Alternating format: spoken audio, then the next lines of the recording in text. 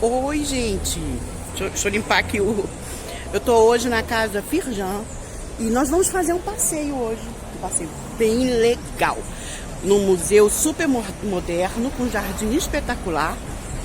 A casa Firjan fica aqui na Guilhermina Guinle, com São Clemente aqui em Botafogo. E ela pega esse muro todinho ali, ó. Só que a entrada é aqui nesse prédio, ó. 211. Olha lá, 211. Aqui nesse prédio. Aí você tem que entrar, viu? Você tem que entrar, dar a sua identificação, a sua identidade, pagar R$10, tá? Você se identifica aqui, entra ali, se identifica. E depois você recebe o crachá e pode estar entrando, tá bom? E tem tudo isso daí pra você curtir, aproveitar. Então vem com a Cristina da Flon hoje passear na casa Firjan.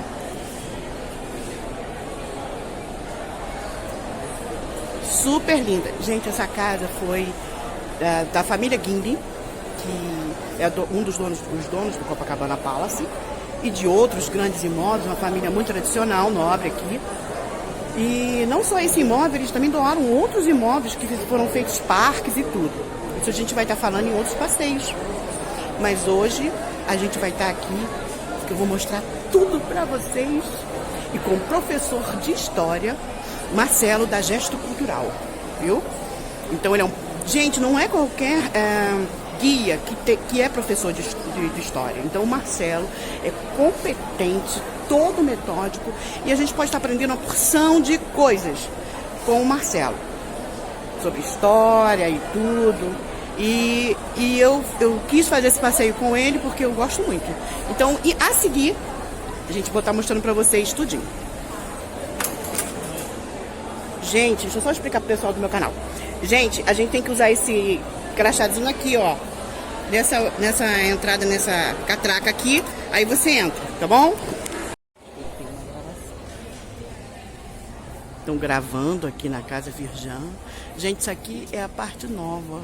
Eu não conhecia isso daqui, não. Não sei se a gente vai entrar em tudo, né? Porque é muita coisa pra gente conhecer. Esse é um dos jardins, gente. Um dos jardins, que coisa mais linda, linda. Árvores. O casarão.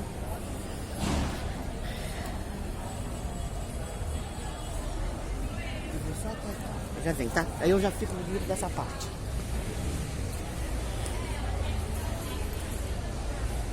Gente, que casa linda. Aqui é os fundos, né?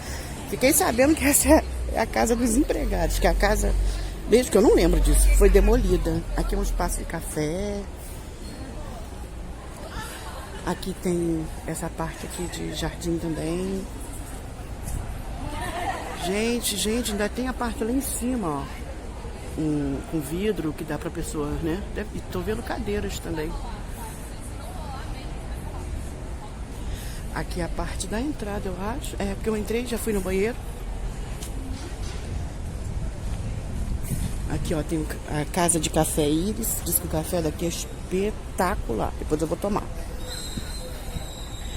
Aqui, ó, a casa, ó. Gente, imagina se realmente deu. Agora eu vou saber com o Marcelo se é a casa de empregados, né? Você imagina isso. Olha que jardim maravilhoso, gente. Olha esse café. Olha o detalhe da casa.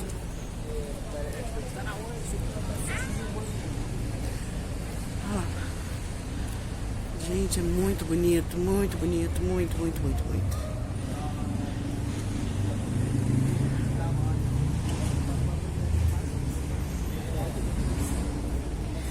Tem um jardim, uma obra de arte que o Ferrugem desceu e acabou até ficando bonito, né? Tem um jardim. Aqui tem uma outra casa, né? Que tem a parte do café. Que também é bem antiga e tudo. Muitas árvores. Ai, que lugar gostoso. Aqui outro jardim. Aqui é outra rua, porque pega de uma rua a outra a mansão.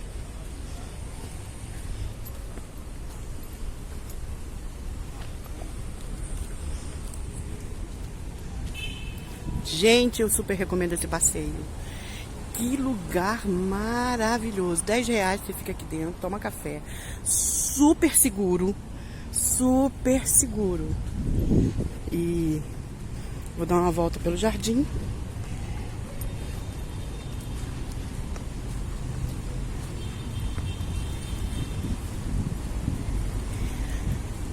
Ali é São Clemente. Rua São Clemente aqui em Botafogo. Eles alugam, tem essas coisas assim, quase todas as mansões aqui. Que eu acho que é a parte ou de energia, eu não sei, eu queria tanto saber, gente. Vou ver se eu consigo saber pra gente. Tem quase muitas casas, na Rui Barbosa também tinha. Não sei se ainda tem, na casa Rui Barbosa nós vamos fazer em breve. Então tem esse jardim todo pra gente, com sombra, banquinho, ó. Que é outra entrada, ó. E a Casa Feijão, ó. Gente, é muito bom. Tô amando. Eu adoro mata, verde, jardim. Aqui, ó. Gustavo Prado. Trincheira, metal, espelho. Ah, isso é uma obra de arte, gente. Olha que engraçado. Metal, espelhos, blocos de concreto, metal. Aí fala em inglês. Mirrors. Olha, gente, é uma obra de arte. Gente, que coisa linda. O telhado daqui é muito diferente, estilo bem europeu.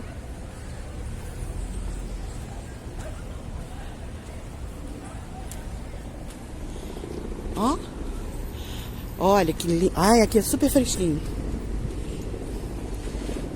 Ali tem, ali ó, outra. Eu esqueci o que é aquilo ali, gente, mas também tem visitação ali, se eu não me engano. Eu vou estar fazendo todos, nós estamos em Botafogo, no Rio de Janeiro. E eu vou estar fazendo os bairros, então você procure pelos bairros que você quer. Ou então museus, né? Que eu acho que você vai logo entrar aqui no canal. E eu tô colocando em pastas, por exemplo, quando é na Praça 15, eu faço os museus da Praça 15 e coloco na Praça 15. Praça Mauá, vou fazer os museus da Praça Mauá e colocar na Praça Mauá. Então você tá assim por temas, né? E pastas. Olha que jardim, gente, muito bem cuidado. Um fresquinho que vocês não fazem uma ideia.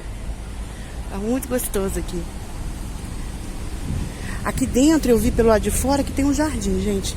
Mas eu não sei o porquê que eles fecham. Tá fechado, ó. Olha lá, é um jardim. Eu acho que eu vi do lado de fora uma porção de coisas lindas. Não sei porque eles fecham, deve ter algum motivo, mas eu vi um jardim lá dentro. Pelo outro lado. Olha que lindo esse jardim. Olha que coisa linda essa casa, gente. Virou um museu, muito bem estruturado, com segurança, que você pode trazer seus filhos, fazer um bom passeio, tomar um bom café. Tem a parte gourmet, viu? Tem comida, tem tudo aqui. Você pode curtir um passeio com a família diferente e com tranquilidade, né? Perto do metrô, algumas quadras depois do metrô, daqui de Botafogo.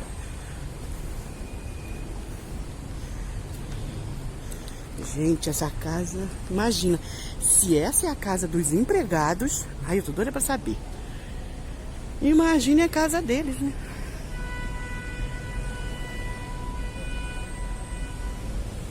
Aqui tem essa parte, né, que é dos espelhos. Ó, você vê os espelhos. Gente, eu tô doida, eu sou super... Gente, eu sou super curiosa. Super. Eu quero entrar ali pra saber o que é. Mesmo que eu não consiga hoje, depois outro dia eu venho. Eu quero que você resgatar esse momento da cultura no Brasil. E a cultura que no Rio de Janeiro existe, dá pra você fazer bons passeios e com segurança. Com segurança. Olha a entrada. Eu acho que aí é um jardim. Tô toda pra saber o que tem aqui. Pro lado de lá eu vi um jardim. Olha isso, majestoso. Ó.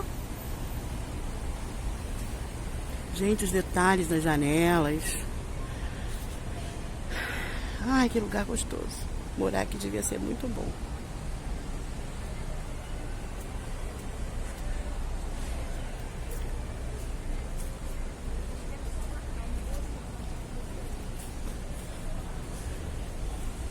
Aqui tem esse... Aqui, tá vendo? Tem a entrada aqui pra esse lugar, que eu não sei o que que é, mas tá fechado, ó. Tá fechado por enquanto. Essa é a parte exterior, tá? E eu vou estar fazendo o passeio completo com a Gesto Cultural, com o professor Marcelo, que é um guia turístico, professor de história, e ele sabe mais do Rio de Janeiro do que a gente, que é carioca.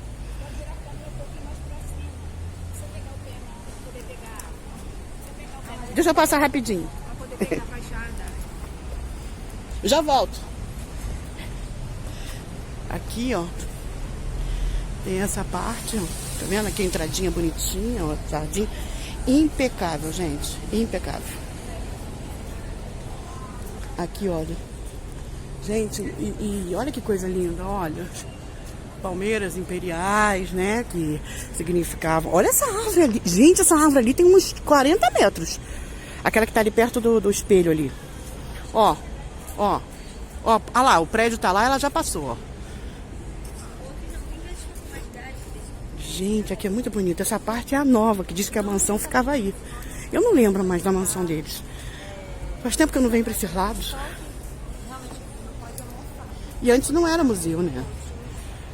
Então tem essa parte aqui, ó. Aqui, ó, casa Café Arco-Íris, na cantina, que é comida, galeria e espaço de inovação, auditório, lab, salas de aula. Olha, tem salas de aula, então que deve ser ali. Essa parte ali. Tem essa parte aqui toda trabalhada no colorido, rosa, amarelo, ó. Ao fundo lá o café.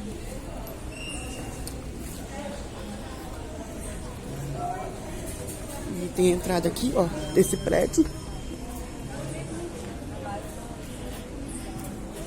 E é isso, gente.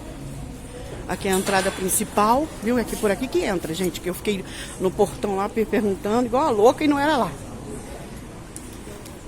Não é nos portões de garagem. É num prédio bem moderno. E aqui dá pra sentar, tá vendo? Banquinhos. Essa parte aqui de jardim, ó.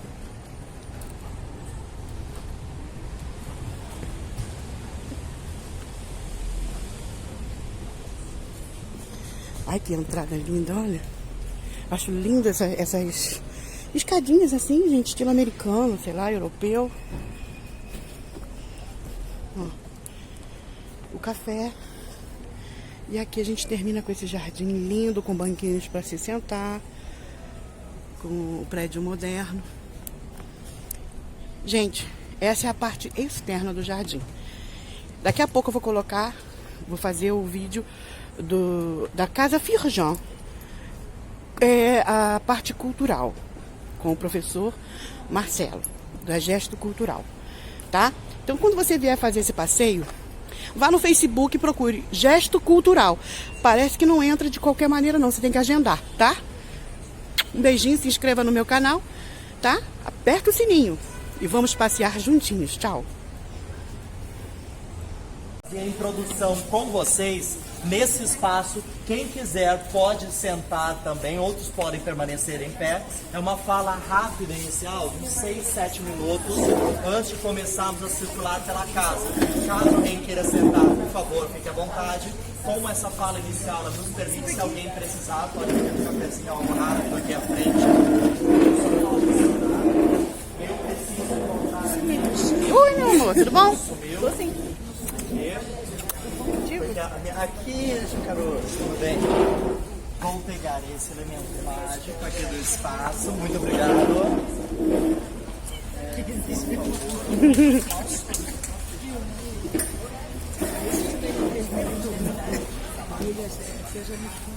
Eu sou guia de turismo, historiadora. Minha empresa é a Gesto Cultural, responsável pela organização da atividade de hoje. Essa é uma visita guiada ao espaço hoje conhecido como Casa Firjan. Ele está registrado para fins de pesquisa como Palacete Linneu de Paula Machado, só que quem pagou foi a esposa dele, então será Palacete Gimli de Paula Machado, em sinal de respeito à mesma. Antes de iniciarmos a visitação, eu gostaria de dar a palavra para as pessoas que estão apoiando este projeto, que é a nossa querida chefe Flávia Quaresma, do Café Iris. Obrigada a presença de todos vocês aqui na Casa Firjan. É um projeto super bonito, né? É só recuperar, né, um patrimônio histórico desse, uma cidade que não, um país que não valoriza muito o seu passado, sua cultura.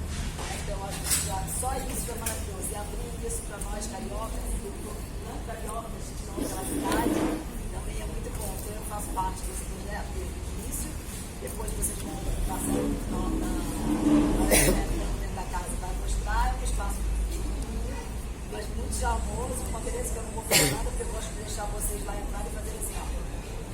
Não teve interferência nenhuma praticamente, né, do arquiteto que fez ele foi responsável por toda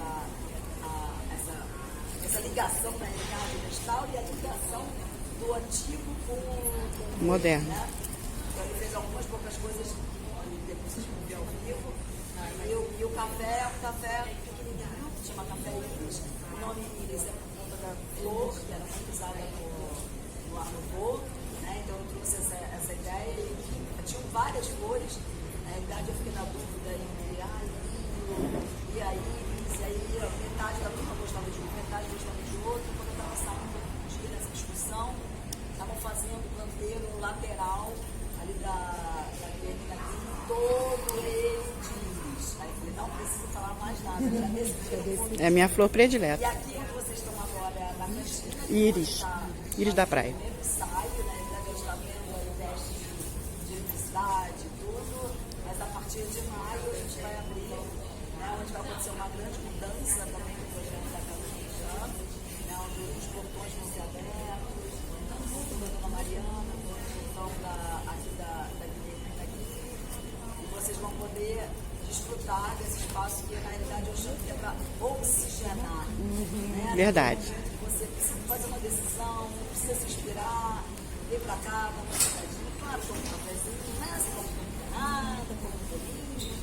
Essa é a ideia. Então, eu queria dizer que vocês são muito bem-vindos. Queria dizer também que eu sou muito fã do Marcelo, né? Apoio muito esse trabalho que ele faz. Eu também sou. Ele me fez descobrir que eu não conhecia nada do Rio. Né? Quando eu comecei a seguir no Instagram e vendo lugares onde eles vão, né? Eu fico assim, meu Deus do céu, tem muita coisa. Então eu espero que daqui a pouco a equipe vai estar bem afiadinha para poder participar também de alguns passeios com vocês. Muito obrigada e fiquem super à vontade aqui na Casa Firjan. Obrigada.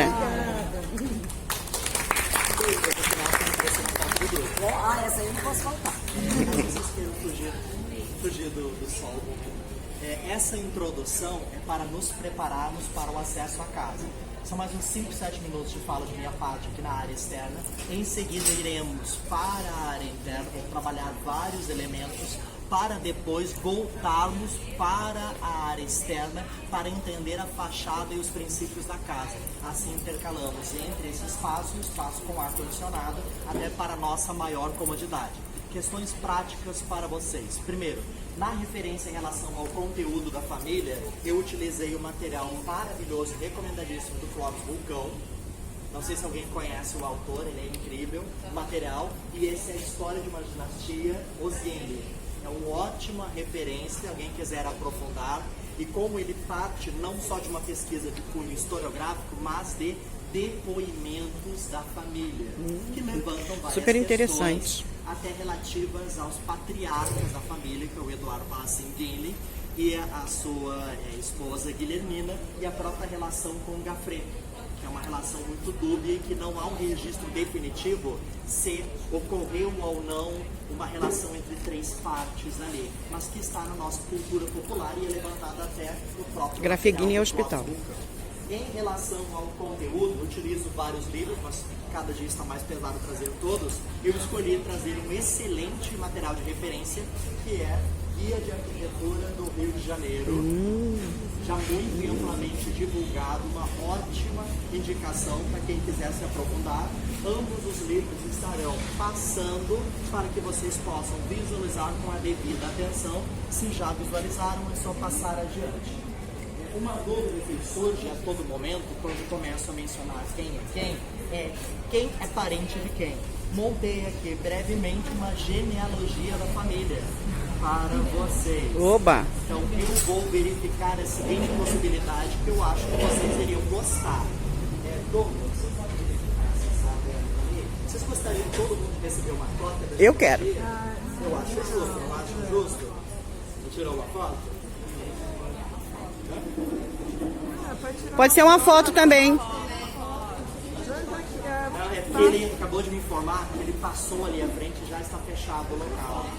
Então, A gente tira tem foto. mais um bônus. Então vocês podem depois fotografar e quem desejar eu mando o arquivo digitalizado também. Ah, tá bem. Então, posso Vou preferir para digitalizado. vocês visualizarem porque levanta-se essa dúvida. Agora que nós já temos essa breve introdução, no eu Face. passo para o conteúdo em si, para vocês terem ciência desse espaço. Breve histórico sobre quem são os Guindy. Ai, desculpa, já. O Eduardo Palacin Guindy, Rio Grande do Sul, ele começa saindo do Brasil para procurar a fortuna, vai para o Uruguai, volta para o Rio Grande do Sul, casa com a Guilhermina e vem em direção à cidade do Rio de Janeiro. Ele estabelece ainda no Rio Grande do Sul uma parceria com o Gafre.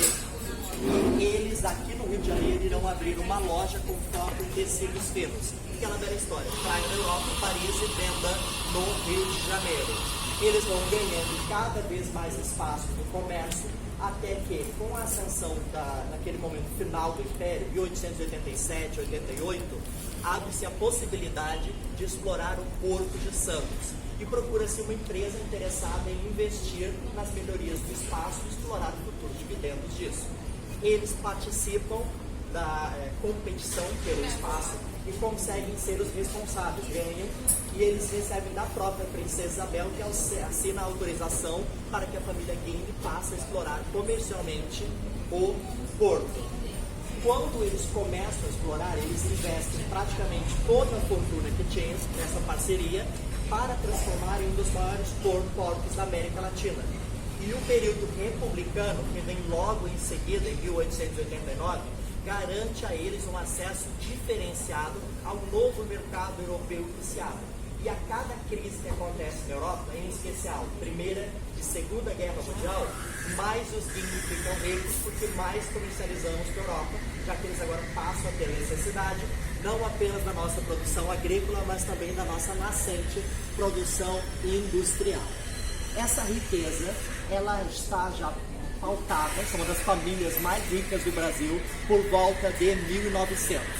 E ele nasceu por torno de 1840. Tem no material aqui, não coloquei esse, depois eu coloco outro. Essa é uma base para entendermos como se dá a construção dessa riqueza. Só que tem um problema, já estamos em um período republicano, só que eles ainda Gente, são esse é um dos livros, tá? novos ricos, e não ricos de famílias tradicionais. E além disso, eles também não têm sangue nobre. Muitas pessoas podem entrar em dúvida por que isso ainda é relevante em um período republicano. É um período republicano, mas que vem de uma nascente imperial e que ainda julga as pessoas pelo seu status social e genealogia. Quem é a sua família? Quem é você para falar sobre isso? Você justifica a sua fortuna, você trabalhou por ela, você ganhou da forma correta, que é por herança. Tá? Se vocês forem ricos por herança, vocês ganharam da forma correta do ponto de vista imperial. Diante disso, surge a oportunidade de uma das filhas do Eduardo Palacin Guindy, que é a Celina, dela casar. A Celina é descrita, e já com seus 15, 16 anos de idade, por volta de 1903, 1905, como uma mulher belíssima e extremamente recatada, católica devota.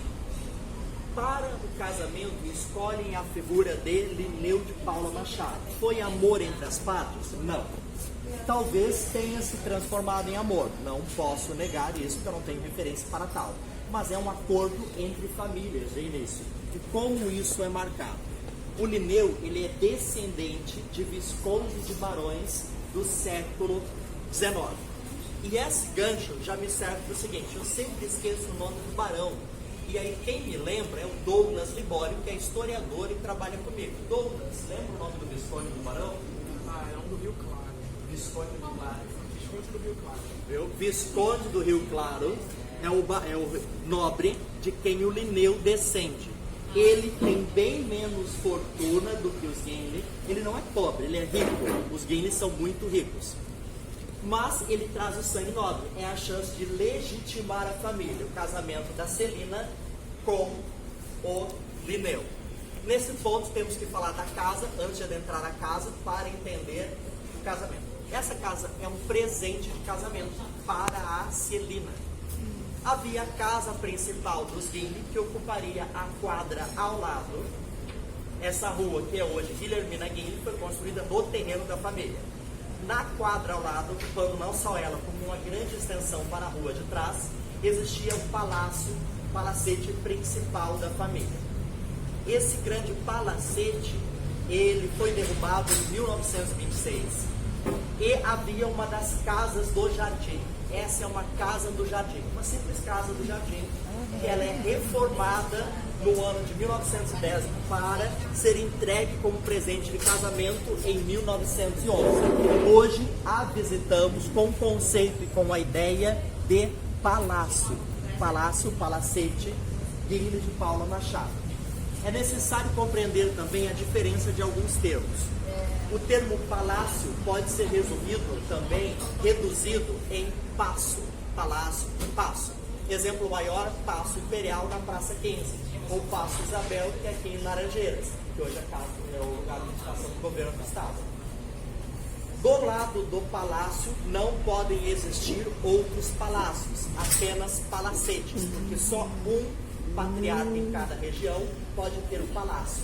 Todos os outros têm grandes casas que são palacetes.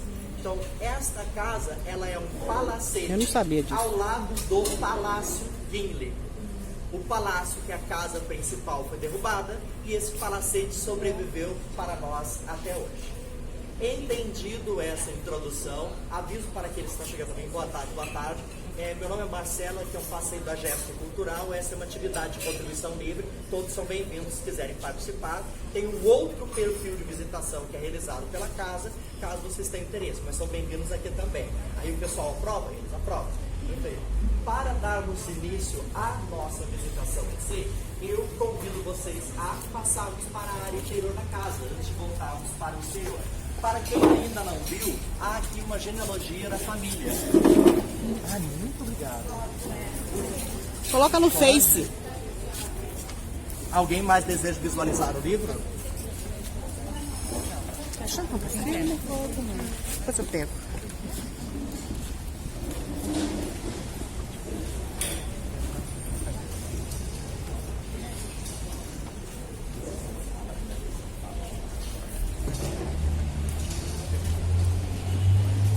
Só um momento, estamos aguardando apenas. Vou jogar essa outra garrafa. Escondi, ninguém viu. Porque há um outro grupo que se encontra dentro da casa nesse momento. O Douglas foi verificar se eles ainda estão conversando. E se eles ali estiverem conversando, eu vou adiantar a área externa para depois passarmos à área interna. Ainda estão na casa? Então, por favor, sigam comigo para o jardim, cuidar no espaço. Vou tentar situar para vocês o que seria esse Botafogo no final do século XIX. A cidade do Rio de Janeiro está organizada na região do que corresponde hoje ao Morro do Castelo, mas que ele não mais existe como Morro do Castelo. É uma região do Castelo, o centro. Do que sobrou do morro é um pequeno trecho logo atrás do Museu Histórico Nacional. A cidade passa a crescer daquela direção, em primeiro momento, já no período após a chegada de Dom João VI, em direção ao bairro Imperial de São Cristóvão. Receberá esse nome posteriormente, que o bairro é devidamente organizado e urbanizado. A outra linha de crescimento é um primeiro momento para Santa Teresa, mas principalmente para a região do Caminho do Catete. Destaco dentre elas a chamada Rua do Príncipe, hoje Silveira Martins, que é ali do lado do Palácio do Catete. Então esse caminho vai em direção a Laranjeiras e depois em Botafogo. vários empreendimentos são realizados com a intenção de mover essa população de média alta e alta para a construção de novos palacetes. Se abrem, por exemplo, os alqueires imperiais, que é um bom exemplo de algo que não funcionou. Vocês chegaram a visitar algum alqueire imperial na cidade do Rio de Janeiro? Dos que existem hoje, quer dizer, sobrou um até hoje, que é o 5º alqueire imperial, que ninguém comprou terreno para construir palacete. Já visitaram o 5º alqueire? Vocês conhecem. 5º alqueire. Valqueire, Vila Valqueire. Porque num conceito de meados do século XIX é mais interessante morar numa região do que é o caminho do trem que está se abrindo em 1855, 1860, do que morar em uma área indevida, hoje chamada de praia. Quem vai querer morar em Copacabana? Não, é um absurdo.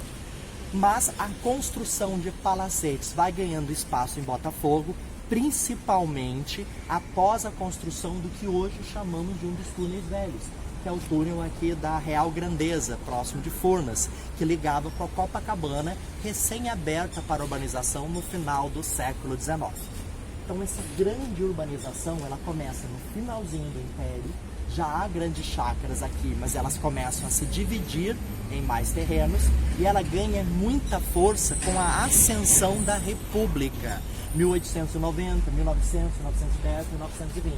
Então passa a ser um espaço de palacetes para os novos ricos do Rio de Janeiro, pela proximidade do mais novo interesse, que é recomendado inclusive pelos médicos, banho de praia, 1910, 1917, o banho de mar, o banho de mar, lembrando, que eu falo sempre no canal, banho de mar cura 39 doenças. Eu mesmo curei meu marido, voltou a andar dentro da água. Todos os dias. Por que coloco essas questões? Para nós entendermos o porquê da escolha desse território. E ao mesmo tempo o bairro que é famoso, porque grandes intelectuais moram, não é um bairro famoso pela presença de grandes nobres, já que eles se encontram em outros territórios em maior volume. Não que aqui não existisse, mas não são tantos. Entendido o porquê da casa, quem tem terreno aqui não são pequenos terrenos, são grandes terrenos. Isso aqui é o que chamam de uma gleba, é um pequeno trecho do terreno dos Guinle. São 7.000 metros quadrados essa área, que engloba o prédio construído aqui atrás, e é uma pequena faixa entregue para a família. Pensando nessa ideia de que eles são os novos ricos, eles vão investir no que há de moderno à época para justificar. Porque não basta eu ter dinheiro, eu tenho que gastá-lo de forma que todo mundo veja e compreenda que eu tenho mais dinheiro do que eles. E se eu posso usar, um grande exemplo que eu gosto disso, mármore. Mármore é lindo. Então, em vez de utilizar o mármore simplesmente numa mesa, na minha sala, numa bancada, eu posso colocar mármore na pia do banheiro. Eu posso colocar mármore na cozinha toda.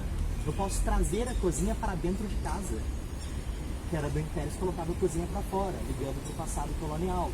O investimento no ferro fundido, na utilização do espaço, materiais modernos no processo de construção. Nesse ponto, que agora eu troco com o Douglas, que ele irá comentar sobre a aplicação desses materiais no espaço e sobre duas imagens que nós vamos visualizar. A primeira já clara, que ele vai comentar, e a segunda eu vou mover vocês. Segura o livro? Tá tudo bem. Então, boa tarde a todos, tá? É um prazer estar aqui com vocês hoje na Casa Firjan. Vou pegar um pouco do gancho do que o Marcelo está falando um pouco ali. Pensar, né, o que é o Brasil na transição de império para a república, essas mudanças econômicas, essas mudanças sociais e políticas que vão impactar na remodelação da cidade do Rio e também no perfil da nova elite que vai estar emergindo, né? A transição de império para a república, ao mesmo tempo, vai deslocar o centro de poder da nobreza de São Cristóvão para a Zona Sul e também vai trazer um novo perfil dessa elite. Antes era uma elite marcada pela nobreza, uma nobreza de toga, uma nobreza de feite para o imperador. Hoje essa elite política e econômica brasileira vai ser marcada pelo poder do café, pelo poder do ciclo da borracha, pelo poder aquisitivo. Então, esses títulos nobiliárquicos vão embora. O poder do dinheiro vai ser o que vai marcar. E como isso se passa na arquitetura? A arquitetura nós podemos entendê-la também como uma expressão da sociedade. Uma expressão da vontade do indivíduo, uma expressão de uma classe, uma expressão de uma cidade. Tá? A elite brasileira no início do século XX, no período republicano, vai se associar muito aos padrões parisienses. Os padrões da arquitetura eclética, a grande arquitetura da Paris, da Belle Époque, Teatro Municipal do Rio de Janeiro, Museu Nacional de Belas Artes, Biblioteca Nacional, são prédios inspirados nos padrões da capital cultural da época. E as principais famílias do Brasil dessa época também vão por esse lado. Tá? Então nós temos aqui, como o Marcelo falou, um palacete. Então os padrões de palácio e palacetes vão ser muito vigentes no Rio desse período, uma herança da França do Antigo Regime. Os grandes palacetes que as famílias vão mantendo ao redor para mostrar o seu poder. Esse palacete que nós vemos aqui, o palacete do Linneu Machado, ele vai se inspirar muito nos padrões dos palacetes estilo Luís XVI, do fim do Antigo Regime na Europa, que vai já pronunciar o período do neoclassicismo.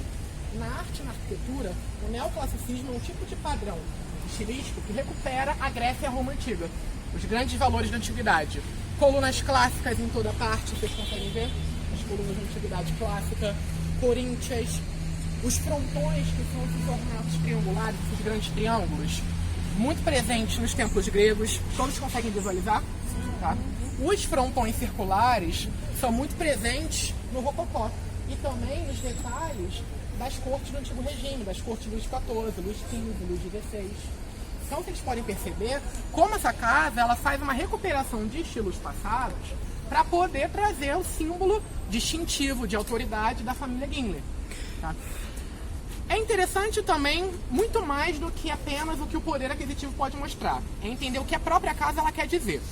Primeira coisa que nós podemos pensar um pouco sobre essa casa, entender como ela não vai ser construída no período dos arranha-céus. Então os arranha-céus são os posteriores e o modo estilístico deles muitas vezes vai contrastar com o próprio palacete. O arranha-céu é bem na frente da calçada. Esse palácio não. Esse palácio vai se prezar estar no meio do jardim, bem no centro. Por dois motivos. Primeiro, para trazer uma grande visualidade para quem passa na rua. Um palacete no meio traz uma grande imponência, uma beleza. E também, ao mesmo tempo, o palacete que não fica na beirada da calçada, ele mantém a privacidade interna, a privacidade da família. Bem ou mal, a casa foi um presente para o casamento, qual o nome dela? Da Celina Guinle. Ela era dona da casa. Nessa época, o Brasil vai passando por uma grande mudança em que nós temos a separação do que é masculino do que é feminino. Ao homem é destinado à área pública, o serviço público, a mulher é destinada ao interior da casa, a privacidade do lar. A mulher como responsável pela privacidade da casa. Então a casa ela vai trazer esses valores próprios da mulher da época. Um comentário, até para melhor compreender isso, a escolha, comentar o próprio tom. Um comentário para melhor compreender isso é porque a posição onde nós nos encontramos, além da boa ventilação, é a frente da casa. A frente da casa é essa direção. Vocês podem perceber esses elementos pela disposição interna da casa. Então as cozinhas estão no fundo e a lateral. Claro que o destaque aqui é que a cozinha tem 5 cômodos. Na época, é um básico que você tem que ter uma cozinha num palacete. E é interessante esse comentário que o Marcelo fez, por uma questão. A casa ela vai trazer todo o ímpeto de modernidade, se inspirando no ecletismo francês. Vocês podem perceber o teto totalmente em ferro, as inovações tecnológicas da época, mas vai trazer um pouco da tradição brasileira, o arcaísmo dessa tradição. O Brasil, no início do século XX, acabou de sair de um processo de abolição da escravidão. As cozinhas, no fundo, mostram que a servidão fica atrás. Na frente, o impacto do dono, a servidão fica atrás. A exclusão dos servos. Então, o Brasil ainda tem esse aspecto bastante escravocrata na elite no início do século XX. Okay? Eu faço pequenas inserções, vocês vão perceber essa prática na arquitetura do espaço. Onde é a área comum para toda a família, os pórticos serão altos e largos. O acesso às áreas dos servos, que seriam os empregados, as portas são baixas e estreitas. E assim é uma distinção social de espaço do ponto de vista arquitetônico aplicado na casa. Muito bem. Continuando para entender um pouco da linguagem da casa, como a casa e os elementos decorativos da casa falam por si próprios, eu gostaria que olhassem junto comigo para uma figura feminina que está ali, lá em cima, no segundo andar. A casa tem 3 pavimentos, primeiro, segundo e terceiro. Peço que olhem para o segundo, é uma figura feminina que está entre um toldo e um vitral, conseguem ver? A figura, ela está dentro de um arco. É importante entender essa presença da antiguidade clássica nos arcos. Da Roma Antiga simboliza um triunfo. Napoleão utilizou muitos deles. Não é à toa que a figura feminina está no meio, para chamar a atenção. Perceba como uma figura feminina graciosa, olhando para cima, como se ela estivesse bem exuberante, com uma luminária. Consegue perceber? Tá? Essa figura é uma alegoria. Uma alegoria na história da arte é um determinado conceito ou valor que é passado por uma imagem. É uma alegoria à aurora. A aurora seria o fim da noite e o início do dia. O momento aí do nascimento do dia. Rosto para o alto, mão ao alto. Conseguem perceber a aurora? Agora, para nós entendermos por que essa imagem está aqui, nós precisamos nos deslocar para o outro lado para vermos a outra figura. Por favor, venham comigo. Muito cuidado com a cabeça. Prestem atenção. Quem puder passar pelo outro Vamos lado, evitar qualquer acidente. Quem precisar pode contornar. Creio que nessa posição vocês conseguem visualizar a segunda estátua do conjunto que o Douglas está comentando. Ela segue o mesmo padrão. Há uma janela com um tubo, ao lado dela, no segundo pavimento, aparece a estátua. Percebam que a estátua também segue o mesmo padrão, a referência feminina, só que ela também segura uma luminária, só que ela está com a cabeça baixa, né, como se ela estivesse se fechando. Podem perceber que ela está com a mão esquerda em frente ao rosto. É uma alegoria ao crepúsculo.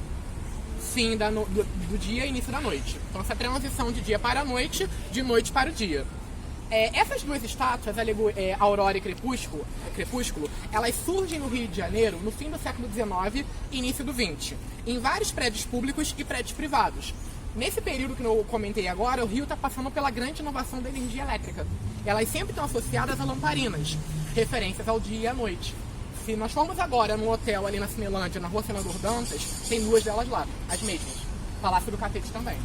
Então o Rio de Janeiro tem uma grande profusão dessas estátuas, que também simboliza essa modernização.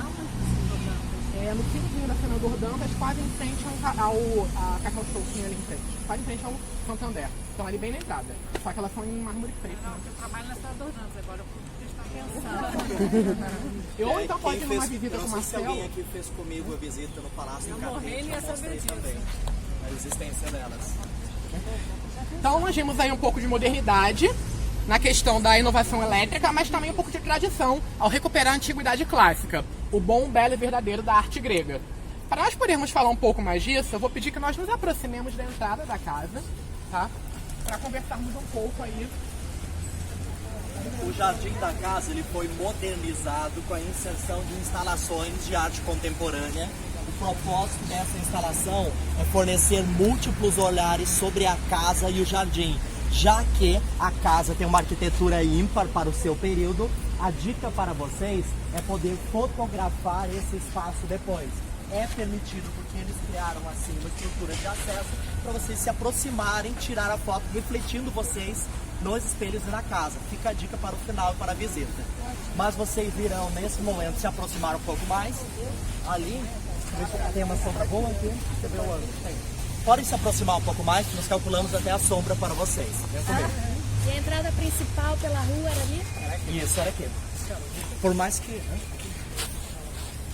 Por mais que a rua de acesso principal para o bairro fosse aquela, há uma distinção. Podem se aproximar um pouco mais, se posicionar aqui à frente, aí não há necessidade de ficar no sol, a não ser que vocês queiram. Há uma distinção do acesso à casa.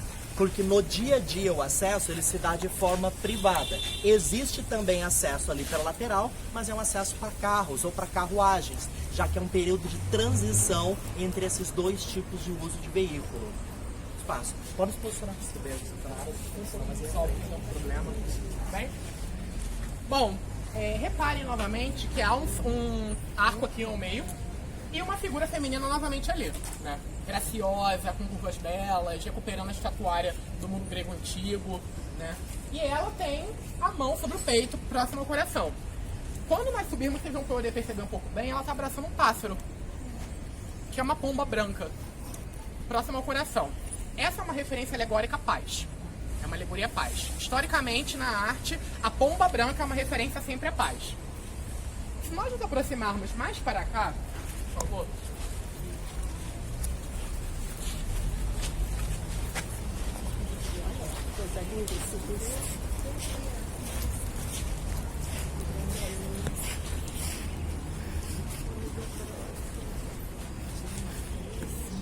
Bem, podemos nos juntar um pouco mais aqui. Terminando de falar da estátua, vamos passar a área. Reparem comigo essa estátua aqui. Todo mundo está conseguindo escutar? Tá? Vou até subir para cá um pouco melhor. Ele vai para a parte mais alta, facilitar a projeção e permitir mostrar com maior tranquilidade. Percebam que há... Todo mundo escutando? Sim. Percebam que há uma nova referência feminina à estética neoclássica, a estética grega, a estética romana, que ela segura com a mão esquerda um livro. Conseguem ver? Pequeno livreto? É uma referência alegórica à leitura. Então são valores morais muito importantes para o Brasil no fim do século XIX e no início do século XX. Nos fazem pensar muitas questões, né? Por que sempre a figura feminina? Bom, por mais que o mundo dessa época não há uma participação feminina tão grande na vida política, na vida social, historicamente a mulher é representada na arte relacionada à vida, a valores morais, a conceitos políticos, a conceitos morais. Como a casa é uma casa feminina, ela vai trazer valores femininos muito clássicos vinculados a Celina Gingli, a decoração interna ela vai trazer esses aspectos também. Por mais que haja uma exclusão da mulher historicamente na política, ela vai ser sempre representada como bom, como belo, como aquele ideal fetichizado na história da arte, desde a antiguidade clássica. Para nós brasileiros, Vinculem ao papel da mulher como tutora também, a professora, é algo muito marcado na República, vide as escolas de magistério. Ensino normalista. Verdade. E também nessa época, por mais que a mulher ela seja afastada da vida política, a elite brasileira ela vai começar a educar as suas próprias mulheres, né? Vão começar a ler, a escrever muito melhor do que no período colonial. Então podemos ver aqui que a mulher da casa, por mais que ela não participe da vida pública, ela precisa ser uma erudita, uma mulher inteligente, que entenda de arte, que saiba cantar, para ser o objeto do marido próximo ao piano. Então uma grande separação aí da mulher ser educada para chamar a atenção. E aí a mulher mais próxima de nós, dessas alegorias todas aqui, ela é muito corriqueira, que está no dinheiro brasileiro, que é a figura da República, que é o ideal supremo de todos nós.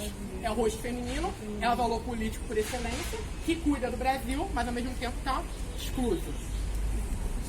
É só frisar que essa concepção de objetificação, ela é fortalecida no início da República, já uma guinada conservadora, que dá um papel para a mulher de um modelo a ser alcançado e um modelo ser idealizado, inclusive, pelos filhos como uma esposa igual. Então, é toda uma construção social nesse momento que não se desvincula totalmente do Império. Porque o objetivo é o quê? Casar com alguém que tenha sangue de um nobre. Vamos passar. Vamos passar? Por favor, para o acesso à área interna, podem optar.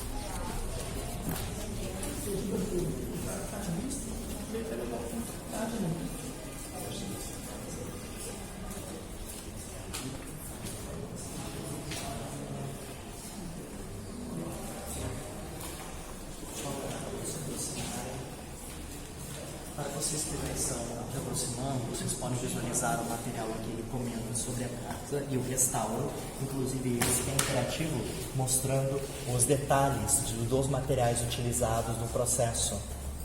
Aí, por exemplo, deixa eu explicar, esperar todos para falar do processo de restauração. Tem a instalação volumétrica, que procura-se dar volume para determinados elementos que perderam com o passar do tempo. Só aguardar todos se aproximarem. Nós logo iremos comentar e agora todos chegaram. Existe um processo de restauro aqui. É fácil perceber boa parte deste restauro. Como vocês podem fazer? Há uma linha colorida de contorno ao chão, nós iremos comentar sobre ela mais à frente. E quando vocês a observam, há elementos que se destacam por estar mais brilhosos. Os opacos, eles são... Ok, vocês podem observar isso na volta de vocês também, mas depois podem, onde eu estou, observar. Então, esses daqui, eles foram restaurados, mas não substituídos. Estes foram substituídos. Os novos e os que foram lixados. Nas paredes, com argamassa e outros materiais, recuperação volumétrica. Então eu tenho um desenho, mas que perdeu parte do seu volume. Então eu coloco um material para ganhar o destaque. Substituição da cor na área interna. A casa, ela tem uma cor dedicada, que não é a que vocês estão vendo. Vocês vão descobrir uma outra sala conosco, que é a única parede que eles resolveram manter com a cor original. A escolha dessa cor, principalmente da sala ao lado, por um branco, é pela possibilidade usar esse espaço como exposição. Então, a instalação toda em tons brancos na sala ao lado, ela atende a esse propósito. O nosso maior interesse aqui está nos processos construtivos. A casa existe antes de 1910, mas ela é uma casa de jardim. Ela sofre uma grande mudança, ela é registrada o material em 1910 pelo Armando de Silva Teles, que transforma essa casa em um palacete. Após essa mudança vem o Girê. Qual é o primeiro nome do Girê? Joseph Girê, do Copacabana Palace. O Joseph Girê intervém nessa casa. Então nós temos aqui o dedo também do que era o grande arquiteto da família Guindy, que são mudanças ao longo da década de 20 e da década de 30, sendo a mais reconhecível no espaço a ascensão tecnológica, modernidade da casa. Qual o elemento mais moderno que vocês podem imaginar aqui instalado em 1920? Elevador. Ter uma casa com elevador e a possibilidade de você mostrar esse elevador para as outras pessoas, porque eu venho e você não. Douglas, comente sobre a parte de organização. Bem, voltando um pouquinho para falar sobre a arte e a arquitetura da casa, como nós conversamos ali na frente, palacete é um palacete eclético, vários estilos artísticos estão dispostos, falamos do greco-romano, falamos do Luís XVI, mas essa casa, herdando os aspectos da elite brasileira do Império para a República, ela vai ter um forte apelo ao neoclássico, a essa recuperação do mundo grego, do mundo romano, e em específico do mundo romano. Principalmente essa entrada que nós estamos aqui. Nós conhecemos na arquitetura romana essa entrada como átrio. Átrio seria a entrada principal de uma casa romana, muito presente, muito marcada pela presença das colunas clássicas. Essas aqui são colunas dóricas. Nós temos 5 ordens na arquitetura romana, né? O dórico, coríntio, jônico, compósito e o toscano. Isso aqui seria um dórico. Como é que a gente percebe que seria uma coluna dórica? Por essa parte aqui em cima, que nós chamamos de fuste. O fuste que vai dar o teor da coluna. Vocês podem perceber que esse fuste é tipo um prato, conseguem ver? Um prato decorado com óvulos e dardos. Conseguem ver os óvulos? E no meio os dardos, tipo setinhas. Muito presente nas casas de guerreiros romanos e na Grécia, na casa de guerreiros espartanos. A relação com a fertilidade, com o poder. Então podemos perceber aqui os arcos, as colunas muito presentes. Podem perceber as portas, bem simétricas, bem quadradonas, bem padronizadas, ao estilo da simetria greco-romana, muito presentes. O chão que vocês pisam é mosaico francês, artesanal. Quadradinho foi posto no chão, para a decoração interna. Percebam comigo essa decoração que ladeia o mosaico. É uma decoração geométrica, conseguem ver? Muito presente nos vasos gregos na antiguidade. Principalmente na linha em tom escuro, ela forma uma padronagem que é replicada em vários palácios e palacetes da cidade. Exatamente. Percebam as rosetas, muito presentes aí na decoração desse período, mas também de uma decoração nova que surge no início do século XX, o Art Nouveau. O Art Nouveau é um estilo artístico que ele vai se propor no início do século XX a quebrar todo esse estilo que nós chamamos de historicista. Esse estilo duro, esse estilo autoritário. Ele vai se aproximar das formas naturais da arte japonesa. Então nós temos aqui as rosetas e também as folhas, muito presentes. Temática vegetalista e floral, normalmente com padronagem geométrica. Agora nós precisamos chegar um pouco aqui ao meio para falar um pouco desse espaço aqui da decoração. Para vocês melhor se posicionarem, nós vamos comentar sobre essa estrutura do átrio. O ideal é que vocês se encontrem para a nossa frente para poder visualizar de forma adequada.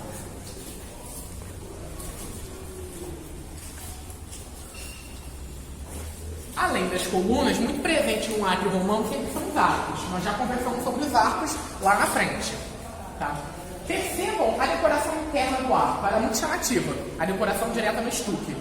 Né? O que nós temos nessa decoração? Uma narrativa alegórica também. Temos uma figura feminina, conseguem todos ver? A figura feminina.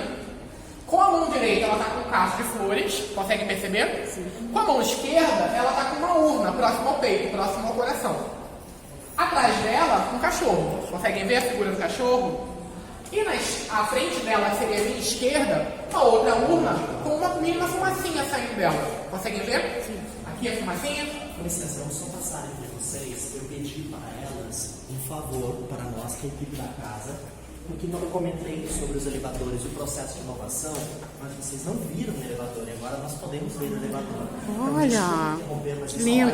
Muito importante, vocês podem só não podemos ultrapassar a linha do material. Reparem, por favor, o dourado todo em contorno e os espelhos. Essa aplicação é extremamente comum na década de 20 e de 30, onde vocês veem elevadores contemporâneos. Bonito, né? Centro Cultural Banco do Brasil, do CCBB. Porque é a possibilidade de você viver a riqueza desse espaço, espelhar a sua face em meio ao dourado e a ornamentação. Eu não sei se esse daqui também é com folhas que simulam café em grãos. Só um que eu vou explicar para ter certeza. Sim, na ornamentação lateral dos espelhos, vocês vão reparar uma continuidade de pequenas folhas e entre elas pontos que formam grãos. É o café, que é dourado, porque é a riqueza do Brasil. Vou aguardar todos observarem sem pressa e assim, após a observação, voltamos para com a explicação. Mas é muito moderno, né, uma pessoa andando. Era muito mais comum estar presente em prédios públicos, para poder entender a riqueza da família Guinho. O que é presente no prédio público está no prédio privado. Não é qualquer um que podia. Claro que tem que ter elevador. Mais alguém deseja visualizar, por favor?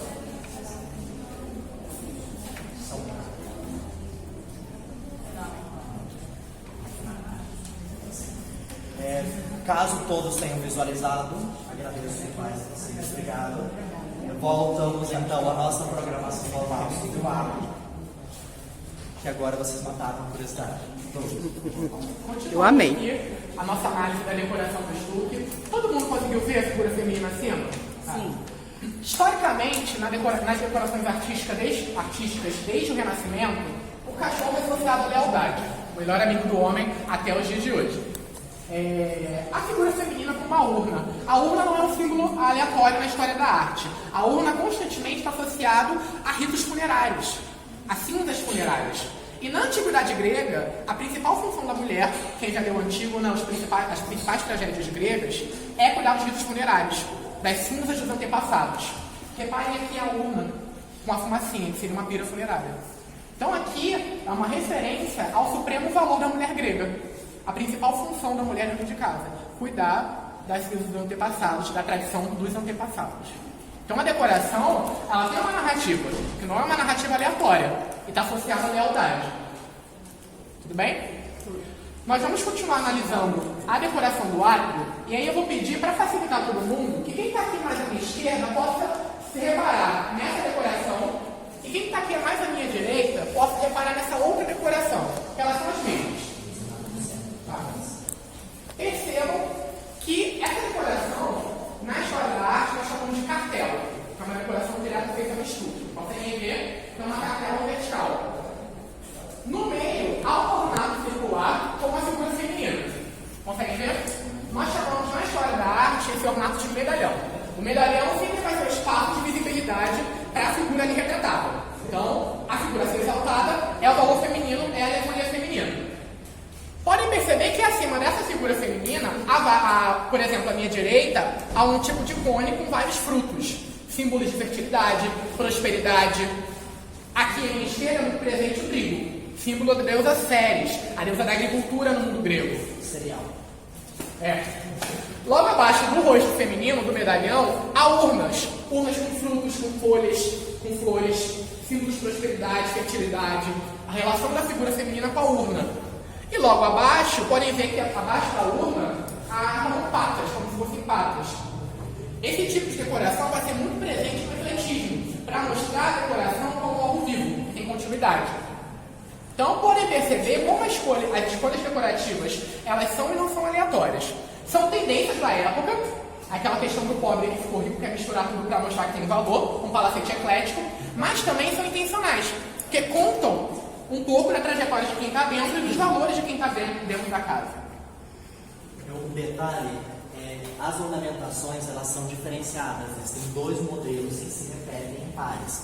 Quem aqui observou aquela, visualizou as folhas, as flores, frutos e afins, enquanto que quem observou aquele lado ou aqui acima, de onde eu me encontro, percebe um trigo.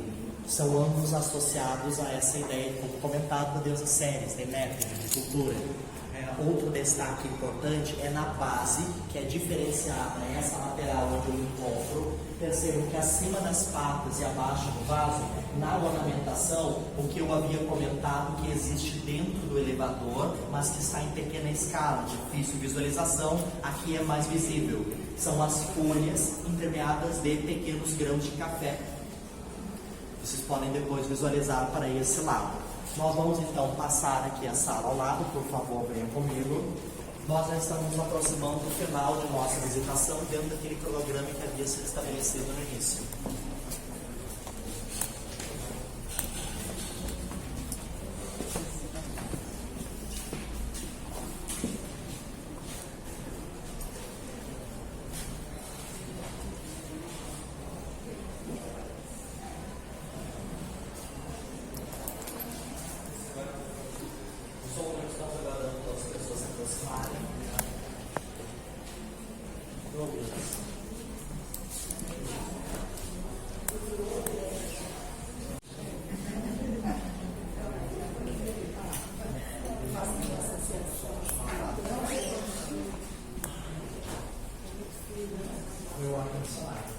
Nosso primeiro interesse nessa sala, ainda comentando de questões de modernidade e modificações do espaço, está relacionado a essa parede. Eu comentei que esse conjunto foi substituído por cores claras devido ao propósito do espaço de servir de espaço expositivo. A primeira mudança que ocorreu aqui foi ainda para uma casa-cor em 2012. Alguém que veio da casa-cor? Eu não vim nessa, mas elogiaram muito o espaço, estava muito bem ornada. E depois que a Firjan organizou o espaço como um local permanente para os seus cursos e exposições, atendia muito mais para valorizar o material expositivo, o tom branco claro, dominando o entorno, cinza claro branco, do que utilizar o verde tradicional escolhido pela Celina. A Celina Gimli, ela tem um papel muito forte no domínio desse espaço. A família Gimli tiveram vários filhos, o Eduardo Bassi, a Guilhermina, talvez o Gabriel. Dentro desses filhos ocorreram algumas tragédias, mas em geral a quem coube o núcleo e o domínio sobre o núcleo familiar na cidade do Rio de Janeiro foi a Serena, já que outros filhos ou viajavam ou alguns faleceram antes de estabelecer adequadamente. Ela, para estabelecer esse núcleo de domínio, ela utiliza a parte da fortuna que cabe a eles e ela é muito rígida na manutenção dessa fortuna, abrindo mão dessa sua rigidez apenas em uma vez, quando da intenção de ser marido para investimento na construção do que é hoje o Jockey Club do Rio de Janeiro, já que foi com a fortuna Gimli que o Linneu construiu. Mas o Linneu não fez nada na vida, ele fez muito, ele investiu todo o aspecto dele, desde antes de conhecer a Celina. Em 1907 ele já estava lá investindo em cavalo, conseguiu a legalização de cavalos de raça, no Jockey Club, corridas, e ao final de sua vida ele deixou uma fortuna imensa só em puros sangues, além de títulos em vários espaços. E o tino comercial que veio com a família dela e foi passado para os filhos, fez com que aos filhos coubesse a administração dos principais patrimônios da família, como ainda a licença do porto e o Banco Boa Vista.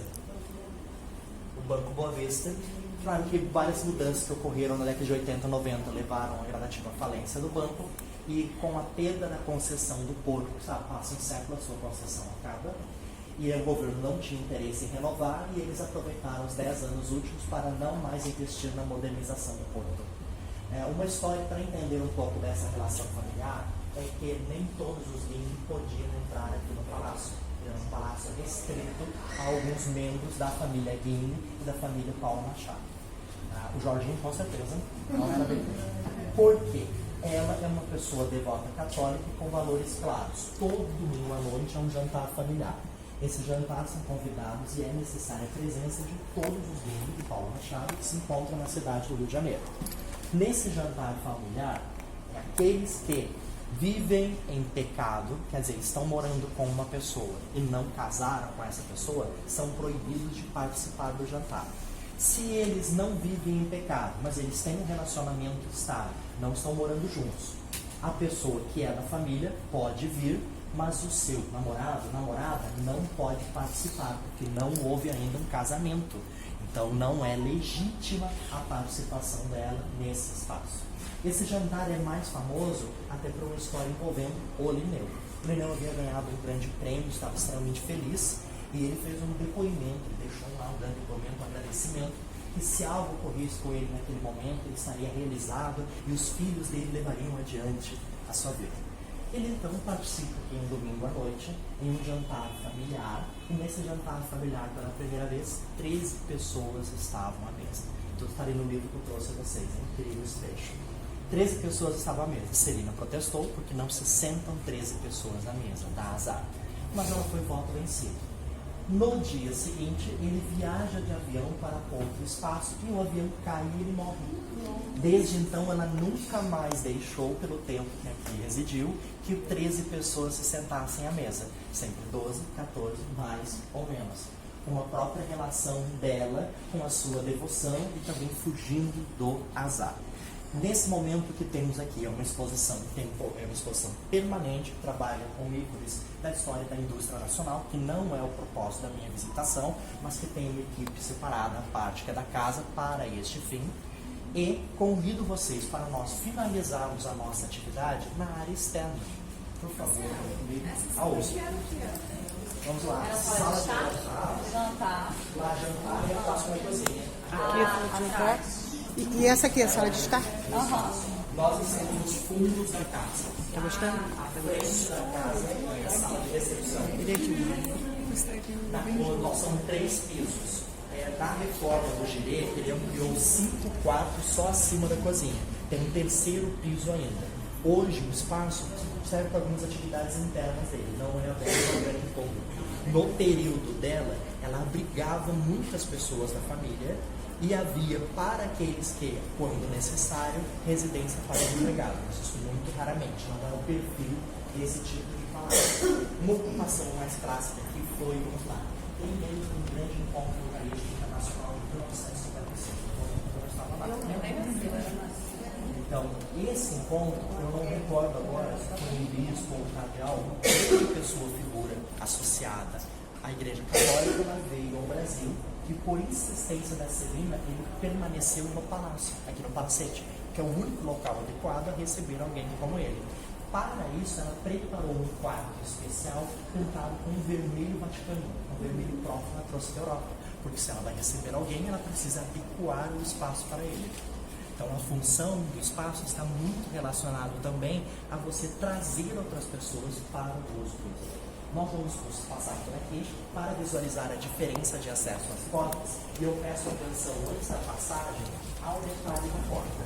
Lembra essa questão que comentei sobre a transição do moderno e do tradicional? Se eu quero acessar uma porta, eu chego e bato nela.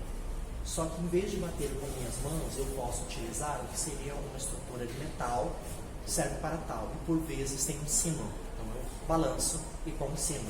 Só que esse espaço agora, ele é super moderno, ele tem eletricidade.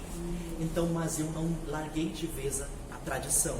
Quem é que vier pertinho vai encontrar, que separa a porta, o detalhe do sino marcado. São pequenos detalhes, trabalhamos com várias colunas. Reforço para vocês, o que já havia sido comentado por outras lentes. A forte presença e incidência desse elemento com as colunas de tradição de base greco-romana e a distinção de acesso entre os espaços. Nós estamos observando o código aqui no local, pensando nas portas, aquele acesso, esse acesso aqui, ele permanece comumente fechado, que é o acesso à cozinha. Então, um acesso comum para o uso da cozinha é essa outra